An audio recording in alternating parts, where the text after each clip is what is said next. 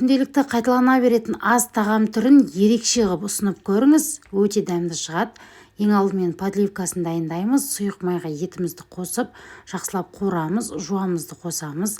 Тағы да жақсылап тұрып араластырып, сәбіз, картоп қосамыз. Барлығын кубиктап турап алыңыздар.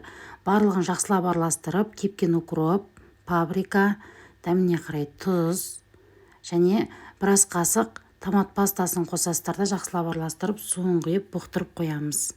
Қамырына күнделікті мантыға қолданатын қамыр түрін пайдаланасыздар. Жақсылап жайып, жұқа етіп, ортасына сұйық май жағып, сосын видеодағыдай ұзынша етіп кесіп аласыздар. Подливка бізде піседі, толық су болсын. Бірінен кейін бірінің үстіне қойып шығасыздар, жабыспайды.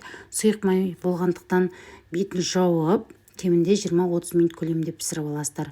Бетіне подливкасын осылай құямыз, укроппен әсемдеп,